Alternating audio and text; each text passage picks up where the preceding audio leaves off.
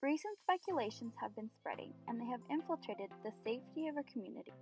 Now, vaccinating children due to a fear of its side effects is a growing epidemic that needs to be discussed, not only for the safety of the child, but for everyone around.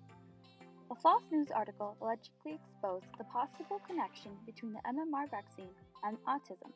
This sparked up quite a bit of controversy, and the rise of not vaccinating children began. Is fear a bigger impact than safety? These questions sparked up the research of what really are in vaccines. What science is backing up the idea that they're safe for the general public? And what can we do to make our environment safe for everyone who lives in it? A major question that we have to keep in mind is, do vaccines cause more harm than good? The World Health Organization explained that you are far more likely to be seriously injured by a vaccine-preventable disease than by the actual vaccine. Some common side effects from a vaccine include a sore arm or a slight fever, and even on some rare occasions, the individual can have an allergic reaction and break out in hives.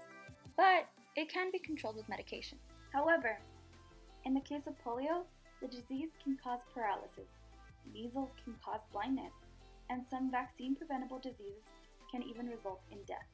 Vaccinating children helps them form a strong resistance to these harmful diseases. Individuals sometimes believe it to be the actual virus being injected into the body, and that's not the case. They simply mimic the natural infection, and it allows the immune system to create antibodies that will fight the infection from spreading. This will create memory cells, and in the case that the individual comes into contact with the disease in a later time, the body has already come into contact with it, and it will fight off the infection. Vaccines do not cause autism. Many scientists have worked to prove this statement wrong, yet none have been able to prove the connection. Even though there is no known cause for autism, vaccines aren't one of them. This now leads to the question of what can you do to ensure your child's safety? There are so many things a concerned parent can do. The most important thing to do is stay informed. Ask all possible questions to the child's physician and work out a plan to ensure that your child is safe. It's totally okay to question the legitimacy of vaccinations, but one must be educated and pan out the pros and cons to every situation. However, by vaccinating your child, you will help their bodies create important antigens because you never know if they might need to develop those antibodies if they come into contact with those life-threatening diseases.